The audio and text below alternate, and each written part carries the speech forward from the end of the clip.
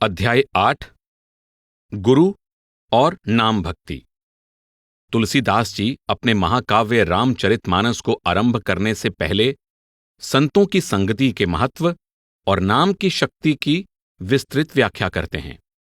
तुलसीदास जी इस भाग में कथा के उन पहलुओं की ओर संकेत करते हैं जिनका संबंध बाद के अध्यायों में वर्णित घटनाओं से है। अतः बालकांड का वह भाग आरंभ में देने के बजाय यहां प्रस्तुत किया जा रहा है, ताकि श्रोतागण पहले ही उन घटनाओं से परिचित हो चुके होंगे जिनका वर्णन तुलसीदास जी यहां कर रहे हैं। गुरु। रामचरितमानस के अधिकांश पात्रों का गुरुओं से मिलाप होता है या वे गुरुओं से परामर्श लेते हैं। तुलसीदास जी बारंबार गुरु का गुणगान करते हैं और उनकी महत्ता पर बल देते हैं। ये गुरु मित्र, विचारक, आदरणीय मार्गदर्शक और उत्तम शिक्षक के रूप में शिष्य का मार्गदर्शन करते हैं, जबकि बालकांड में तुलसीदास जी गुरु को जिज्ञासु और परमात्मा के बीच की अनिवार्य कड़ी बताते हैं। यदि शिष्य ऐसे गुरु के प्रति श्रद्धा रखता है और उनके निर्देशों के अनुसार साधना करता है, उसके अंदर दिव्य दृष्टि प्रकट हो जाती है। यह दिव्य ज्योति अज्ञानता के अंधकार को दूर कर देती है और संसार में हमारे जीवन की अंधेरी रात के दुख दर्द समाप्त हो जाते हैं। तुलसीदास जी कहते हैं कि जब मैं युवा था तब मैंने वराह क्षेत्र में अपने गुरु से रामकथा सुनी थी, परंतु उस समय मुझमें इतनी बुद्धि नहीं थी, इसलिए इसे सही अर्थों में नहीं समझ पाया जैसा कि मुझे समझना चाहिए था। रामकथा इतनी रहस्यमयी और गहन है कि इसके गूढ़ भेद को पूर्ण रूप से जानने के लिए इसे सुनाने वाला और सुनने वाला दोनों का ज्ञानवान होना आवश्यक है। फिर भला मैं, एक मंदबुद्धि मूढ़, कलयुग के पापों से ग्रस्त जीव, इस कथा के गूढ़ रहस्य की थाह कैसे पा सकता था? जब मेरे गुरु ने बार बार मुझे इस कथा को समझाने की कृपा की, तभी मैं इसे समझ पाया। इस कथा से प्रेरित होकर मैंने इसे अपने समय की लोकभाषा में लिखा है, ताकि मेरे मन को इससे कुछ संतुष्टि मिल सके। ध्यान दें कि वैसे तो कथा शब्द का अर्थ आमतौर पर मौखिक रूप से सुनाई जाने वाली कहानी होता है, पर भक्ति मार्ग के संत महात्माओं का कथन है कि इसका प्रतीकात्मक गूढ़ अर्थ भी हो सकता है। यह उस दिव्य कथा या शब्द धुन की ओर भी संकेत कर सकती है जो मुख से बोली नहीं जाती, बल्कि मानव शरीर में गूंज रही है। यह वह शक्ति है जो सृष्टि की रचना और उसका पालन करती है। हो सकता है कि यहां तुलसीदास जी रामकथा के साथ साथ उस अकथ की ओर भी संकेत कर रहे हों जो सबकी उत्पत्ति और सबका पोषण करती है, और यही वह शक्ति है जिसे नाम भी कहा जाता है। अपने गुरु के सम्मुख आदरपूर्वक नतमस्तक होकर तुलसीदास जी कहते हैं, मैं अपने गुरु के चरण कमलों की पराग रूपी धूलि की वंदना करता हूं, जिसमें उनके प्रेम की अति सरस सुगंध बसी हुई है। यह प्रकाशमान और मधुर सुगंधित धूलि हृदय को सहज ही प्रभु की लगन के प्रेमामृत से भर देती है। दिव्य जीवनदायिनी जड़ी बूटियों के उत्तम कणों से निर्मित यह समस्त सांसारिक रोगों का उपचार है। बंदौ गुरुपद पदुम परागा, सुरुचि सुबास सरस अनुरागा, अमीय मूरिमय चूरन चारु, समन सकल भव रुज परिवारु। गुरु के चरण कमल गुरु के दिव्य स्वरूप का प्रतीक हैं। आंतरिक आध्यात्मिक मंडलों में गुरु का स्वरूप उनके चरण कमलों से निकलने वाले चमकीले धूल कणों के तेजोमय प्रकाश में लिपटा हुआ दिखाई देता है। जब शिष्य गुरु के इस स्वरूप के दर्शन करता है तो यह उसके मन को निर्मल कर देता है। यहां पर तुलसीदास जी मन की तुलना उस दर्पण से करते हैं जो धूल से ढका होने के कारण स्पष्ट प्रतिबिंब नहीं दिखा सकता। गुरु के इस स्वरूप के दर्शन शिष्य के अंतर में असीम आनंद, प्रेम आंतरिक शक्ति और दृढ़ विश्वास उत्पन्न कर देते हैं। बहुत से संतों ने गुरु या परमात्मा के चरण कमलों में शरण लेने की बात कही है। श्रीमद् भागवत में महामुनि नारद एक प्रवचन में कहते हैं, प्रिय भगवन, मैं आपके चरण कमलों की आराधना करता हूं। केवल वे ही ध्यान साधना के लिए शाश्वत आधार हैं। प्रिय भगवन, आपके चरण कमलों में समस्त तीर्थों का वास और भक्ति मार्ग के सभी संतों का आश्रय स्थल है। आपके चरण कमल ही वास्तविक रूप में जन्म मरण के भवसागर को पार करने के लिए उपयुक्त नौका हैं। जैसे शिव जी के शरीर पर सुशोभित विभूति यानी भस्म शुद्ध और शुभ होती है, ठीक उसी प्रकार गुरु के चरण कमलों की धूलि भक्त के लिए मंगलकारी, सुखदायिनी और शिष्य का उद्धार करने वाली होती है। यह भक्त के मन के सुंदर दर्पण को दूषित करने वाली धूल को दूर कर देती है। यदि कोई भक्त इस धूलि से अपने मस्तक पर तिलक लगाता है तो उसमें बहुत से गुणों का समावेश हो जाता है। ध्यान दें कि तिलक किसी व्यक्ति के धार्मिक पंथ को व्यक्त करने के लिए सिंदूर या भस्म से माथे पर खास तरह से लगाए गए निशान या टीके को कहते हैं। तिलक की भस्म पवित्र मानी जाती है।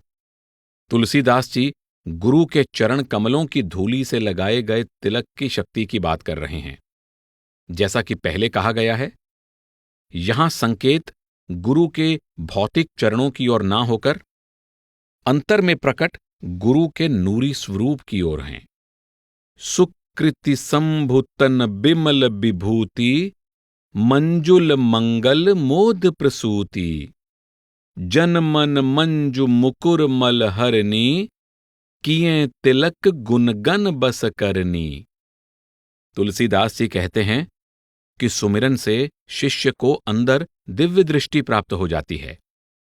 तब वह अंतर में गुरु के ज्योतिर्मय स्वरूप के दर्शन कर सकता है। सुमिरन से अंतर में दिव्य दृष्टि प्रकट हो जाती है और गुरु के चरणों के मणि समान नखों से ज्योतिर्मय प्रकाश निकलता हुआ दिखाई देता है। यह दिव्य प्रकाश अज्ञानता के अंधकार का नाश कर देता है। यह नूरी स्वरूप जिसके हृदय में प्रकट हो जाता है, वही वास्तव में अत्यंत भाग्यशाली है। इस प्रकाश से प्रकाशित हृदयों में दिव्य अंतर्दृष्टि का विकास हो जाता है और संसार रूपी काली रात्रि के दुख और कष्ट दूर हो जाते हैं।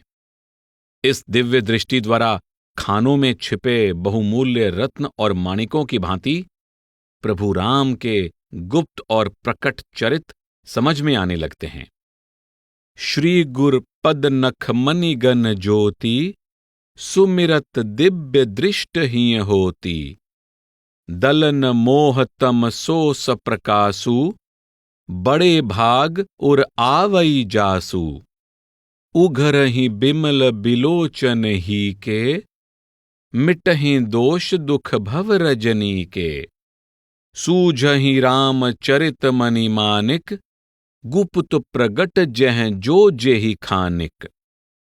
जिस प्रकार नेत्रों में एक विशेष प्रकार का सुरमा लगाने से साधक, सिद्ध और ज्ञानी जन पृथ्वी के भीतर, पर्वतों के ऊपर और वनों में छिपे बहुत से गुप्त खजाने और कौतुक देखने लगते हैं, उसी प्रकार अपने गुरु के चरण कमलों की सुगंधित, मनोहर, दिव्य धूलि का अंजन लगाने से मेरे समस्त दृष्टि दोष दूर हो गए हैं। अब विशुद्ध दृष्टि और विवेक पाकर मैं सांसारिक बंधनों से मुक्ति दिलाने वाली श्री राम की लीलाओं का वर्णन करता हूं। जथा सुवंजन अंजिदृग साधक सिद्ध सुजान, कौतुक देखत सैल बन भूतल भूरि निधान, गुरुपद रज मृदु मंजुल अंजन, नयन अमेय दृग दोष विभंजन, तेहि करि बिमल विवेक बिलोचन, बरनऊ राम चरित भव मोचन। पौराणिक कथाओं के अनुसार किसी की आंखों में जादुई सुरमा लगाने से वह व्यक्ति अद्भुत खजानों का पता लगाकर उन्हें आसानी से ढूंढ सकता है। तुलसीदास जी कहते हैं कि इसी प्रकार साधना द्वारा अंतर में दिव्य दृष्टि प्रकट होती है और साधक को दिव्य स्वरूप के दर्शन होते हैं। इससे साधक में एक विशेष प्रकार की अंतर्दृष्टि विकसित होती है, जो साधक को रामचरितमानस में अलग अलग स्थानों पर बहुमूल्य मणि माणिकों की भांति बिखरे हुए श्रीराम के कार्यों को पहचानने और समझने के योग्य बनाती है, जिनमें से कुछ पूर्ण रूप से प्रकट होते हैं, कुछ आंशिक रूप से प्रकट होते हैं और कुछ गुप्त होते हैं। प्रभु राम के प्रकट चरित्र तो आसानी से समझ में आ जाते हैं, परंतु हमारे अंदर गूढ़ आध्यात्मिक अर्थ वाले चरित्रों को समझने की क्षमता सीमित है। तुलसीदास जी अपने गुरु की प्रशंसा करते हैं, जिन्होंने इस क्षमता को विकसित करने में उनकी सहायता की, और गुरु के चरण कमलों के दिव्य धूलि रूपी अंजन से उनकी दृष्टि निर्मल हो गई। इसके द्वारा उन्हें विवेक और ज्ञान दृष्टि प्राप्त हुई और अब उनके सामने राम कथा के दिव्य रहस्य प्रकट हो गए।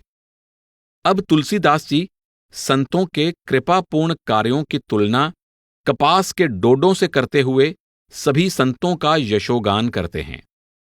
संतों का आचरण कपास के डोडों की भांति है, जो ऊपर से कठोर और शुष्क, परंतु भीतर से अपनी शुद्धता के लिए प्रसिद्ध हैं। इसी प्रकार संत भी बाहर से कठोर और शुष्क दिखाई देते हुए भी अंदर से सद्गुणों का भंडार होते हैं। दूसरों के दोषों को ढकने और उनकी रक्षा करने के लिए वे कपास के डोडों की भांति स्वेच्छा से कूटने, धुनने और काते जाने का कष्ट सहन करते हैं। इसीलिए संपूर्ण संसार उनकी दयालुता के लिए उनका यश गाता है और उनकी वंदना करता है। साधु चरित शुभ चरित कपासु, निरस बिसद गुणमय फल जासु, जो सही दुख पर छिद्र दुरावा, बंदनीय जेहि जग जस पावा। तुलसीदास जी आगे कहते हैं कि संतों की संगति अति आनंददायक, कल्याणकारी और आध्यात्मिक उन्नति प्रदान करने वाली होती है। इस संसार में संत चलते फिरते अनुपम तीर्थराज प्रयाग हैं। संतों की संगति में 3 पवित्र नदियां बहती हैं। गंगा प्रभु राम के प्रति भक्तिभाव का प्रतीक है। सरस्वती ब्रह्म ज्ञान के उपदेशों के प्रसार को व्यक्त करती है और यमुना नैतिक शिक्षा तथा उचित एवं अनुचित आचरण को दर्शाती है। यह त्रिवेणी कलयुग की मलिनताओं और पापों को धो डालती है। तीर्थराज प्रयाग रूपी संतों की महिमा अकथनीय और अलौकिक है। ये तत्काल फल प्रदान करने वाले हैं और संसार में इनका प्रभाव प्रत्यक्ष रूप से दृष्टिगोचर होता है। जो जन संतों के प्रवचनों को श्रद्धापूर्वक सुनते हैं, उन वचनों पर प्रसन्न मन और अत्यधिक प्रेम से चिंतन करते हैं और अपने आप को संतों के पावन संदेश में लीन कर लेते हैं, वे अपने जीवन काल में ही मनुष्य जीवन के चारों फल प्राप्त कर लेते हैं। ध्यान दें कि हिंदू धर्म के अनुसार मनुष्य जीवन के 4 प्रमुख उद्देश्य हैं: धर्म, अर्थ, काम और मोक्ष। संत समाज सभी स्थानों में से पवित्र, वास्तविक अर्थ में सच्चा प्रयाग है। अकथ अलौकिक तीरथ राउ, देई सद्य फल प्रगट प्रभाऊ, सुनी समुझहि जन मुदित मन, मज्जहि अति अनुराग, लहहि 4 फल अछत तनु, साधु समाज प्रयाग। संतों के अनुसार मेरुदंड के भीतर 3 सूक्ष्म धाराएं एक दूसरे के समानांतर प्रवाहित होती हैं। बाईं ओर की धारा इड़ा, दाईं ओर की धारा पिंगला और मध्य की धारा सुषुम्ना कहलाती है। ये तीनों सूक्ष्म धाराएं यानी नाड़ियां मानव मस्तिष्क के अंदर जाकर आपस में मिल जाती हैं। इन तीनों का संगम स्थल ही वास्तविक त्रिवेणी या प्रयाग है, जो सभी तीर्थों में से सर्वोच्च तीर्थ है। इस पवित्र स्थल में स्नान करके अभ्यासी के सभी पाप धुल जाते हैं, फिर वह निर्मल हो जाता है और वापस परमात्मा में समाने के योग्य बन जाता है। इन पवित्र धाराओं के संगम में डुबकी लगाने का प्रभाव शीघ्र दिखाई देने लगता है। इसमें स्नान करने से कौवा कोयल बन जाता है और बगुला हंस। यह सुनकर किसी को भी आश्चर्य नहीं होना चाहिए, क्योंकि सत्संग की महिमा किसी से छिपी नहीं है। मज्जन फल पेखिय तत्काला, काक होहि पिक बकऊ मराला। सुनि आचरज करै जन कोई, सतसंगति महिमा नहीं गोई। तुलसीदास जी आगे कहते हैं कि यदि इस संसार का कोई भी जीव, चेतन या अचेतन, चाहे जल में रहने वाला, पृथ्वी पर या आकाश में विचरने वाला, किसी भी यत्न से ज्ञान, कीर्ति, मोक्ष, संपन्नता या सुख प्राप्त करता है, तो वह केवल संतों की संगति के प्रताप से ही संभव होता है। इसके अलावा अन्य कोई मार्ग न तो इस संसार में और न ही वेदों द्वारा बताया गया है। विवेक यानी विचार करने की शक्ति संतों की संगति के बिना विकसित नहीं की जा सकती और बिना श्री राम के कृपा के सत्संग की प्राप्ति नहीं हो सकती। सत्संग आनंद और कल्याण के वृक्ष की जड़ है, सिद्धि इसका फल है और सब आध्यात्मिक साधनाएं इसके फूल हैं।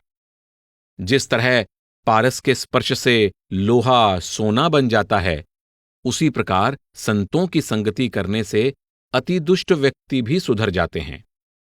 सत्संगत मुद मंगल मूला, सोई फल सिद्धि सब साधन फूला। सठ सुधर ही सत्संगति पाई, पारस परस कुधात सुहाई। फिर तुलसीदास जी मणि, जो एक हीरे जैसा चमकीला रत्न है, का उदाहरण देते हुए कहते हैं, माना जाता है कि यह विशेष प्रकार के सर्पों के सिर यानी फन पर पाई जाती है। वे कहते हैं कि जिस प्रकार मणि सर्प के फन पर विद्यमान होते हुए भी उसके विष को ग्रहण नहीं करती, बल्कि चमकने के अपने सहज गुण को नहीं छोड़ती, उसी प्रकार संत यदि किसी कारणवश दुर्जनों की संगति में घिर जाएं, तब भी वे अच्छाई का ही प्रसार करते हैं। यहां तक कि ब्रह्मा, विष्णु, महेश जैसे त्रिदेव भी संतों की महिमा का गान नहीं कर सकते। कवि और ज्ञानी जनों का तो कहना ही क्या। जैसे एक सब्जी बेचने वाला दुर्लभ और बहुमूल्य रत्नों की परख नहीं कर सकता, तुलसीदास जी बड़ी विनम्रता से कहते हैं कि भला मुझसे संतों की महिमा का बखान करने की आशा कैसे की जा सकती है। तत्पश्चात तुलसीदास जी संतों के समदर्शी स्वभाव की प्रशंसा करते हैं। वे मित्र और शत्रु में भेदभाव किए बिना सभी पर समान रूप से कृपा करते हैं। जैसे हथेली पर रखे सुगंधित पुष्प दोनों हाथों को समान रूप से सुगंधित करते हैं, यह अंतर किए बिना कि किस हाथ ने उनको तोड़ा और किस हाथ ने उनको सींचा है। संतों की इच्छा तो प्रेम भाव से संसार का कल्याण करने की होती है। उनके सरल, सहज और निश्चल स्वभाव को ध्यान में रखते हुए तुलसीदास जी उनसे विनम्र प्रार्थना करते हैं कि हे दयालु संतो, मुझे अपना बालक जानकर प्रभु राम के चरण कमलों में प्रगाढ़ प्रेम का आशीर्वाद प्रदान कीजिए। तुलसीदास जी अत्यधिक विनम्रता से संतों को आदर देने के उपरांत दुष्टों तक को भी प्रणाम करते हैं। मैं संतों और दुर्जनों दोनों के आगे सिर झुकाता हूं। दोनों ही हमें दुख देते हैं, लेकिन दोनों में अंतर है। संतों से बिछुड़कर असहनीय पीड़ा होती है, जबकि दुर्जनों से मिलकर दारुण दुख मिलता है। अर्थात संतों से बिछुड़ना और दुर्जनों से मिलना दुखदायी होता है। बंदौ संत असज्जन चरना, दुखप्रद उभय बीच कछु बरना। बिछुरत एक प्राण हरि लेहि, मिलत एक दुख दारुण देहि। तुलसीदास जी आगे कहते हैं कि इस गुण दोषमय संसार की रचना परमात्मा द्वारा ही की गई है। यहां अच्छाई और बुराई, जड़ और चेतन दोनों ही विद्यमान हैं। इस संसार में रहने वाले लोगों में दुराचारी और सदाचारी दोनों ही हैं, मंदबुद्धि और ज्ञानी भी हैं, और पापी तथा संत भी हैं। माना जाता है कि सभी पक्षियों में से हंसों में एक असाधारण योग्यता पाई जाती है। उनके सामने दूध और जल का मिश्रण रखने से वे दोनों को अलग अलग कर लेते हैं। वे दूध पी लेते हैं और जल को एक तरफ छोड़ देते हैं। इसी प्रकार संत रूपी हंस अच्छाई और बुराई में अंतर करके अच्छाई को अपना लेते हैं और बुराई को छोड़ देते हैं। संसार में जितने जड़ और चेतन जीव हैं, सबको राममय जानकर मैं उन सबके चरण कमलों की दोनों हाथ जोड़कर वंदना करता हूं। जड़ चेतन जग जीव जत सकल राममय जान, बंदौ सबके पद कमल सदा जोरि जुग पानी। राम नाम। तुलसीदास जी प्रभु के नाम राम नाम की वंदना करते हुए कहते हैं, मैं उस राम नाम की वंदना करता हूं जो सूर्य, चंद्रमा और अग्नि का स्रोत है। जब तुलसीदास जी नाम का उल्लेख करते हैं तो उनका अभिप्राय प्रभु के नाम से है, जिसका जाप जिह्वा से रूहानी अभ्यास के दौरान किया जाता है। उनका दूसरा अभिप्राय उस अवर्णनीय शक्ति से है जिसका अस्तित्व अनादिकाल से है। तुलसीदास जी हमें उस शक्ति की महत्ता समझाने का प्रयत्न कर रहे हैं जिसे नाम कहते हैं, जिसका मानवीय भाषा में यथोचित रूप से वर्णन करना असंभव है। नाम वह चेतन धारा है जिससे संपूर्ण सृष्टि की उत्पत्ति और पालना होती है, जो सूर्य, चंद्रमा और अग्नि का स्रोत है। यह वह शक्ति है जिसका अनुभव हमें मुक्ति प्राप्त करने के लिए अंतर में करना है। तुलसीदास जी समझाते हैं कि इस कलयुग में मनुष्यों में न भक्ति है, न विवेक है और न ही सत्कर्म करने की शक्ति है। राम नाम ही हमारा एकमात्र सहारा है। इस खंड में तुलसीदास जी नाम की व्याख्या करते हैं और वर्णन करते हैं कि इसका परमात्मा यानी ब्रह्म और उसके साकार रूप श्री राम के साथ क्या संबंध है। तुलसीदास जी नाम और नामी यानी परमात्मा का संबंध स्पष्ट करते हुए कहते हैं, नाम और नामी वास्तव में एक ही हैं। दोनों परस्पर एक दूसरे के प्रेम में बंधे हुए हैं। जहां भी नाम का स्मरण किया जाता है, वहां नामी अर्थात परमात्मा स्वयं प्रकट हो जाते हैं। समुझत सरिस नाम अरुनामी, प्रीति परस्पर प्रभु अनुगामी। नाम के जाप से साधु और योगियों में ज्ञान जागृत होता है। अपनी जिह्वा द्वारा प्रभु के नाम का निरंतर जाप करने से वे बैरागी हो जाते हैं और सांसारिक भोगों की इच्छाओं से मुक्त हो जाते हैं। सभी दुखों से मुक्त होकर उन्हें अपने अंतर में निराकार और अनामी ब्रह्म से प्राप्त होने वाले एक अनुपम और अकथ दिव्य आनंद का अनुभव होता है। नाम जीह जपि जागहि जोगी, बिरति बिरंचि प्रपंच वियोगी।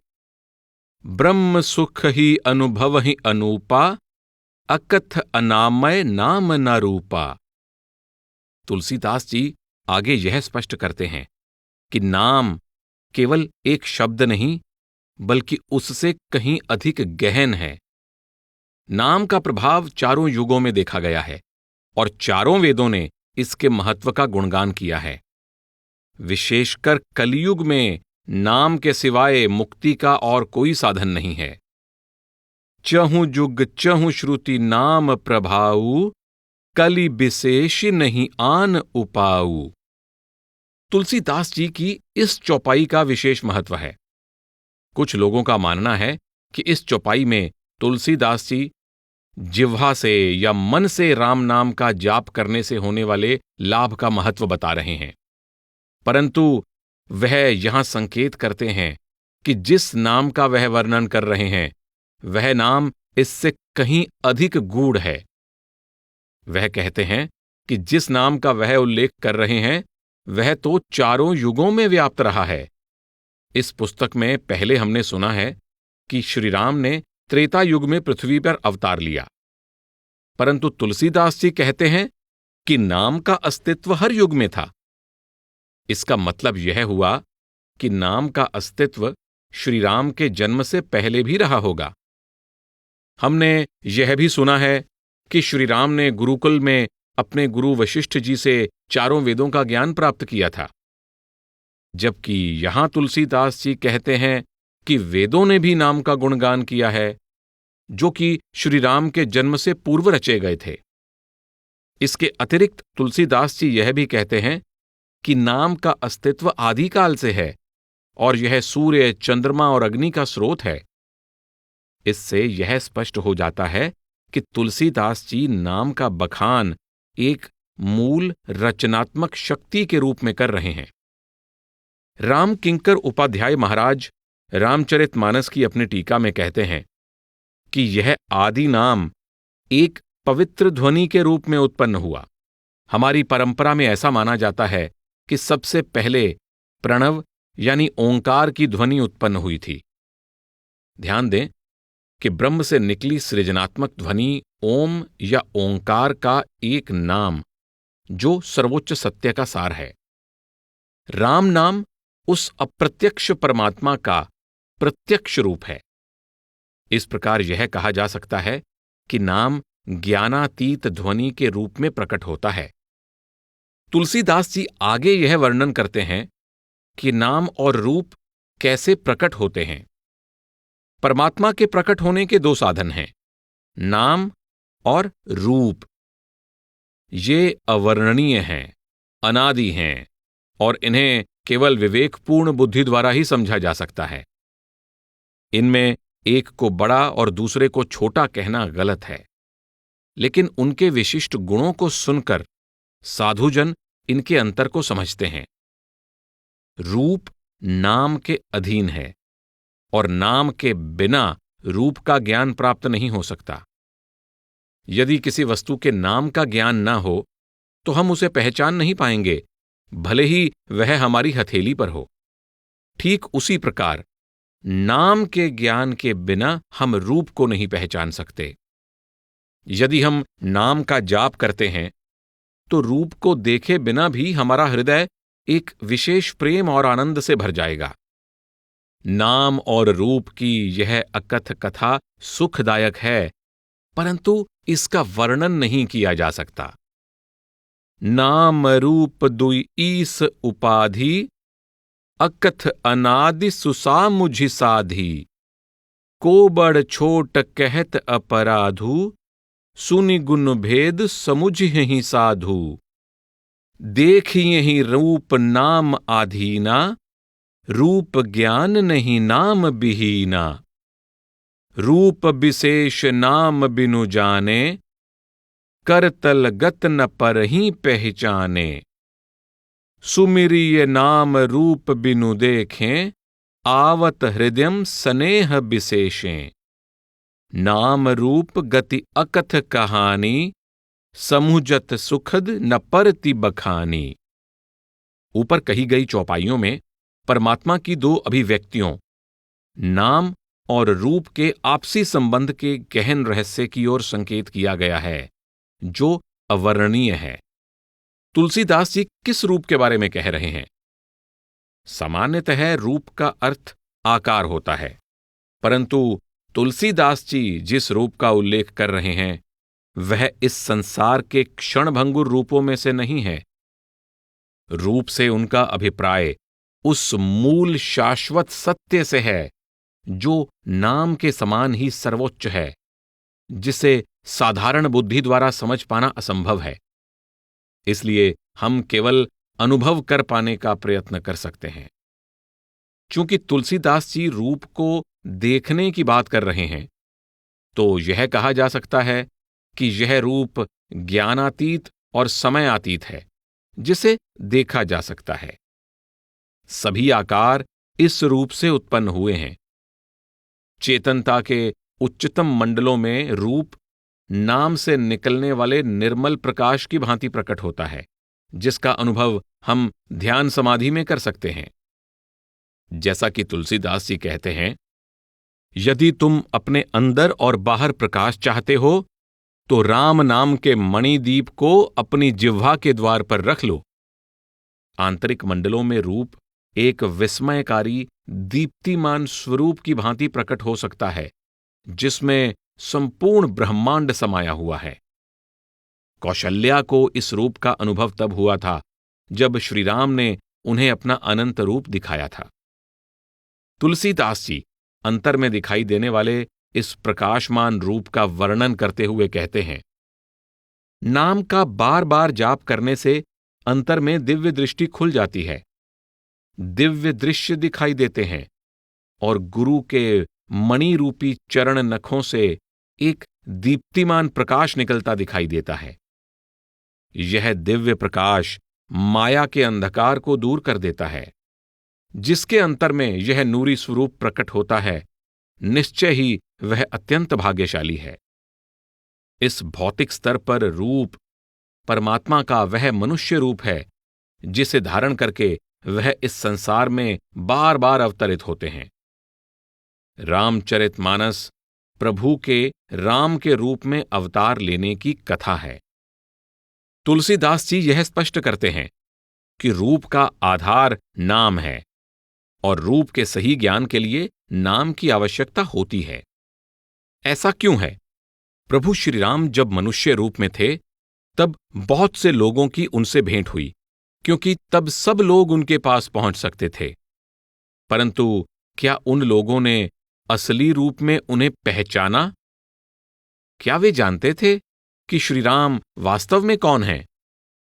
वे भक्त जो उस अनंत नाम के रंग में रंग चुके हैं, केवल वे ही श्री राम को जान सकते हैं, क्योंकि श्री राम मनुष्य रूप तक सीमित नहीं हैं और न ही वे अपने दीप्तिमान सर्वोत्तम रूप तक सीमित हैं, बल्कि वास्तव में वे सगुण और निर्गुण दोनों ही हैं। उन्हें पूर्ण रूप से जानने के लिए भक्तों को नाम के अभ्यास द्वारा श्री राम को उनकी संपूर्णता में अनुभव करना होगा। तब वे यह पहचान कर पाएंगे कि वह परमात्मा का मनुष्य रूप वास्तव में क्या है। तुलसीदास जी फिर यह स्पष्ट करते हैं कि नाम कैसे निर्गुण और सगुण परमात्मा को आपस में जोड़ता है। नाम परमात्मा के प्रकट मनुष्य रूप यानी सगुण और अप्रकट निराकार परमात्मा यानी अगुण के मध्य एक चतुर बिचौलिया है। यह एक कुशल दुभाषिया है जो बड़ी कुशलता से अगुण और सगुण परमात्मा की सत्यता को उजागर करता है। अगुण सगुण बिच नाम सुसाखी, उभय प्रबोधक चतुर दुभाषी। निर्गुण और सगुण परमात्मा से संबंधित दो सिद्धांत प्रतीत होते हैं। निर्गुण परमात्मा निराकार सत्य है जो गुण रहित है, और परमात्मा के सगुण रूप में गुण विद्यमान हैं। एक परमात्मा का सगुण साकार मानव रूप है जिसे हम देख तो सकते हैं परंतु जो शाश्वत नहीं, और दूसरा निर्गुण निराकार परमात्मा जो शाश्वत सत्य है पर जिसे हम देख नहीं सकते। नाम इन दोनों को जोड़ने वाली कड़ी है। नाम के दोनों गुण हैं, वह शाश्वत भी है और प्राप्त भी हो सकता है। केवल नाम के द्वारा ही हम परमात्मा के सगुण रूप की सच्ची महिमा और उसकी महत्ता को भलीभांति समझ सकते हैं और उसका अनुभव कर सकते हैं। हम केवल नाम के द्वारा ही उस अगोचर निराकार परमात्मा का अनुभव कर उससे मिलाप कर सकते हैं। ऊपर कही गई चौपाइयों में तुलसीदास जी रूप के दर्शन के माध्यम से परमात्मा को अनुभव करने के बारे में बताते हैं। वे आगे समझाते हैं कि साधुजन नाम के विशिष्ट गुणों को सुनकर इन दोनों का भेद जान जाते हैं। वे यह भी कहते हैं कि नाम के जाप के द्वारा ही अंतर और बाहर प्रकाश दिखाई देता है। इस प्रकार यह समझा जा सकता है कि नाम की भक्ति से हम दिव्य ध्वनि और प्रकाश का अनुभव कर सकते हैं। हम यह भी जान पाते हैं कि परमात्मा के मनुष्य रूप की वास्तविकता क्या है और परमात्मा के ज्योतिर्मय स्वरूप के साथ साथ निराकार परमात्मा का भी अनुभव कर पाते हैं। तुलसीदास जी ब्रह्म के दो स्वरूप निर्गुण और सगुण के बीच संबंध को विस्तार पूर्वक बताते हुए कहते हैं, निर्गुण और सगुण ब्रह्म के दो रूप हैं। दोनों ही रूप अकथनीय, अथाह, अनादि और अनुपम हैं। मेरे मतानुसार नाम इन दोनों से बड़ा है, क्योंकि सगुण और निर्गुण दोनों ही इसकी शक्ति के अधीन हैं। ज्ञानी जन मेरी इस बात को मेरी ढिठाई और निर्भीकता न समझें, क्योंकि मैं केवल अपने मन के विश्वास, प्रेम और रुचि के अनुसार कह रहा हूं। ब्रह्म के दो रूप अग्नि के दो रूपों के समान हैं। निर्गुण उस अप्रकट गुप्त अग्नि के समान है जो काठ के अंदर होती है, और सगुण उस प्रकट अग्नि के समान है जो प्रत्यक्ष दिखाई देती है। हालांकि दोनों ही रूप दुर्लभ हैं, लेकिन नाम की शक्ति के द्वारा उन्हें सुगमता से प्राप्त किया जा सकता है। इसलिए मैं कहता हूं कि नाम ब्रह्म और उनके अवतार श्री राम दोनों से कहीं अधिक बड़ा है। अगुण सगुण दुई ब्रह्म स्वरूपा, अकथ अगाध अनादि अनूपा। मोरे मत बड़ नाम दुहूते, किए जेहि जुग निज बस निज बूते। प्रौढ़ि सुजन जन जानहि जन की, कहूं प्रतीति प्रीति रुचि मन की। एकु दारुगत देखिए एकु, पावक समजुग ब्रह्म विवेकु। उभय अगम जुग सुगम नाम ते, कहें नाम बड़ ब्रह्म राम ते। तुलसीदास जी आगे कहते हैं, यद्यपि सर्वव्याप्त और शाश्वत ब्रह्म सत्य, चेतनता और परम आनंद का स्रोत अर्थात सच्चिदानंद है, जो सबके हृदय में वास करता है, फिर भी इस संसार के सभी जीव अप्रसन्न और दुखी हैं। जिस प्रकार एक हीरे की कीमत उसकी परख और सही पहचान करने पर ही आंकी जा सकती है, ठीक उसी प्रकार केवल नाम के अभ्यास द्वारा ही उस गुप्त परमात्मा को प्रकट किया जा सकता है। अतः तुलसीदास जी यह निष्कर्ष निकालते हैं कि नाम की शक्ति निर्गुण परमात्मा से भी बड़ी है। तुलसीदास जी नाम को प्रभु राम के सगुण रूप से भी बड़ा मानते हुए कहते हैं, मेरे मतानुसार नाम प्रभु राम से भी बड़ा है। प्रभु राम ने अपने भक्तों की खातिर मनुष्य रूप धारण किया और साधु संतों की रक्षा हेतु स्वयं अनेक कठिनाइयों का सामना किया, जबकि नाम के प्रेम पूर्वक जाप से बड़ी सरलता से भक्तों के हृदय में सुख और आनंद का वास हो जाता है। श्री राम ने केवल एक तपस्वी की पत्नी अहल्या का उद्धार किया, जबकि नाम की शक्ति ने करोड़ों दुष्टों की कुबुद्धि को परिवर्तित एवं पवित्र करके उनका उद्धार किया। मुनि विश्वामित्र के हित के लिए श्री राम ने सुकेतु की पुत्री ताड़का और उसके पुत्र सुबाहु का सेना सहित वध कर दिया था, जबकि नाम अपने भक्तों के मन में वास करने वाली व्यर्थ आशाओं, संतापों और भ्रमों की बड़ी बड़ी सेनाओं का उसी प्रकार नाश कर देता है जिस प्रकार सूर्य रात्रि के अंधकार का नाश कर देता है।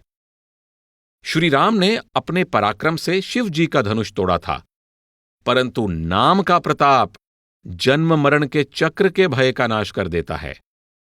श्री राम ने दंडक वन को पवित्र कर दिया था, जबकि नाम ने असंख्य भक्तों के हृदय पवित्र कर दिए।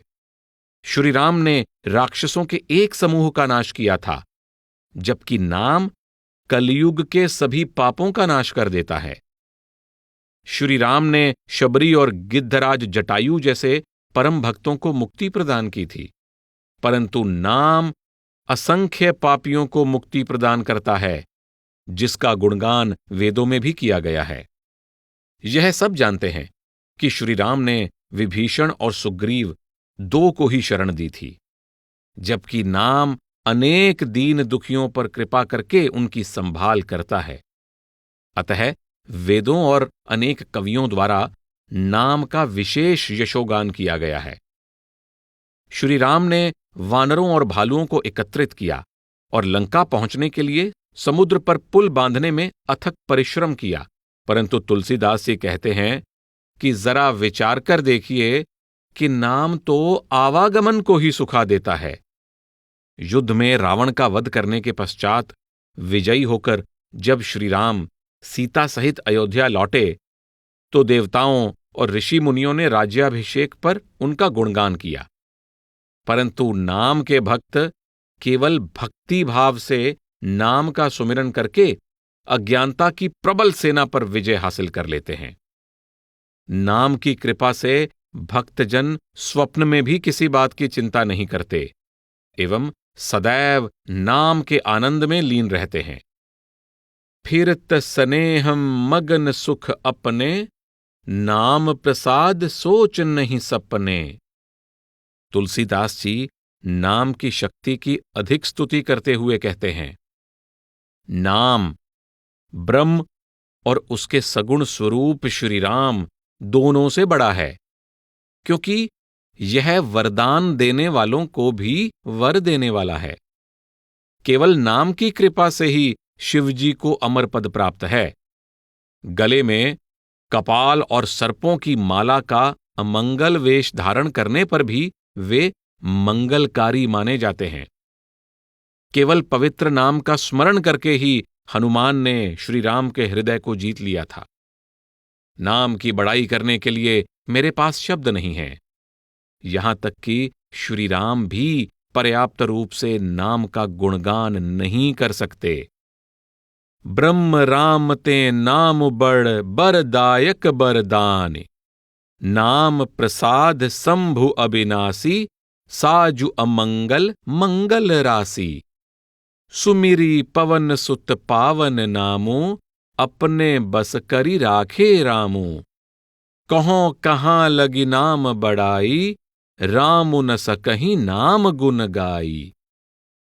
रामचरितमानस गोस्वामी तुलसीदास जी की प्रभु राम के प्रति प्रगाढ़ प्रेम और भक्ति की अभिव्यक्ति है। वे श्री राम को केवल जीवित आदर्श या परिपूर्णता की प्रतिमा ही नहीं मानते थे।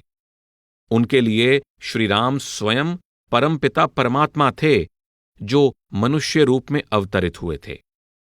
परमात्मा की सृजनात्मक शक्ति नाम के विषय में बताते हुए तुलसीदास जी बिना किसी हिचकिचाहट के कहते हैं, नाम का गुणगान करने के लिए मेरे पास शब्द नहीं हैं। यहां तक कि श्री राम भी इसका यथोचित गुणगान नहीं कर सकते। नाम वह शक्ति है जो हमें भीतर तक इतनी गहराई से परिवर्तित कर देती है कि हम शरीर के बंधनों से मुक्त होकर निर्मल एवं पवित्र हो जाते हैं। राम नाम सबकी मनोकामनाओं को पूर्ण करने वाले दिव्य वृक्ष कल्पतरु के समान है, जो कलयुग में हमारा कल्याण करने वाला है। नाम के निरंतर सुमिरन से तुलसी, जो एक तुच्छ भांग के पौधे के समान था, अब पवित्र तुलसी के पौधे के समान तुलसीदास बन गया है। नामु राम को कल्पतरु, कलि कल्याण निवासु, जो सुमिरत भयो भांगते, तुलसी तुलसी दासु। तुलसीदास जी आगे कहते हैं कि चारों युगों, तीनों काल और तीनों लोकों में नाम के जाप से ही आत्माओं को कष्टों से मुक्ति मिलती है। वह कहते हैं कि परमात्मा सतयुग में ध्यान के द्वारा, त्रेता युग में यज्ञ से और द्वापर युग में पूजा अर्चना द्वारा प्रसन्न होते थे, परंतु कलयुग पूर्णतया दूषित है और सभी पापों और मलिनताओं का घर है। इस युग में मनुष्य का मन पाप रूपी सागर में मछली बना हुआ है, जो पाप से अलग होकर रहना ही नहीं चाहता। इस सबसे भयंकर युग में नाम कामना पूरी करने वाले कल्प वृक्ष के समान है। नाम के सुमिरन से संसार के समस्त भ्रम जाल नष्ट हो जाते हैं। कलयुग में राम नाम वह उदार दाता है जो मनोवांछित फल देता है। नाम परलोक में एक स्नेहशील मार्गदर्शक के समान है और इस लोक में माता पिता की भांति प्रेमपूर्ण पालन करके आत्मा की रक्षा करता है। इस कलयुग में न लोगों में भक्ति है, न विवेक है और न ही सत्कर्म करने की शक्ति। राम नाम ही मनुष्यों का एकमात्र सहारा है। कलयुग काल नेमी राक्षस की भांति छल कपट और बेईमानी से भरा हुआ है, जबकि नाम शक्तिशाली हनुमान की भांति ज्ञानवान और सक्षम है, जिन्होंने इस राक्षस का नाश कर दिया था। अब तुलसीदास जी उनको दिलासा देते हैं जो यह जानने के लिए उत्सुक हैं कि उनके कमजोर और त्रुटिपूर्ण अभ्यास के द्वारा भी नाम की शक्ति कैसे जागृत हो सकती है। चाहे प्रेम से, बैर से, क्रोध से या आलस्य से किसी भी तरह से नाम का जाप किया जाए तो भी दसों दिशाओं में सुख और आनंद छा जाता है। भायम कुभायम अनख आलसहूं, नाम जपत मंगल दिसि दसहूं। जो भक्ति से परिपूर्ण हैं, उनकी अवस्था का वर्णन करते हुए तुलसीदास जी कहते हैं, जो सब प्रकार की कामनाओं से रहित है और प्रभु राम की भक्ति के रस में लीन है, उनके मन नाम के प्रेम रूपी अमृत के सरोवर में मछली की भांति तैरता रहता है। सकल कामनाहीन जे राम भगति रस लीन, नाम सुप्रेम पीयूष हृद तिन्हु किए मन मीन। ब्रह्म चैतन्य कहते हैं, नाम केवल शब्द नहीं है जिसका हम उच्चारण कर सकते हैं। यह वह सत्य या परमात्मा है जो जीवों के भीतर बसता है और उनका पालन करता है। नाम जीवात्मा यानी मनुष्य में अंतर्निहित आत्मा और परमात्मा यानी सर्वोच्च आत्मा को जोड़ने वाली एक कड़ी है। दिव्य नाम का सुमिरन हमें परमात्मा की याद के साथ साथ परमात्मा से एक होने का अवसर भी प्रदान करता है। इसलिए सभी साधनाओं में अंततः दिव्य नाम को पाकर ही परमात्मा के चरणों तक पहुंचा जा सकता है। ध्यान दें कि आध्यात्मिक साधनाएं अभ्यास के वे तरीके हैं जिनके द्वारा आत्मा परमात्मा से मिलाप कर सकती है। इस महाकाव्य के अंत में तुलसीदास जी यह अनुनय करते हैं, जिनका नाम जन्म मरण के रोग की अचूक औषधि है और जो तीनों तापों को हरने वाले हैं, वह कृपालु परमात्मा मुझ पर और आप पर सदैव अपनी कृपा बनाए रखें। जासु नाम भव भेषज हरन घोर त्रयसूल, सो कृपाल मोही तो पर सदा रहो अनुकूल।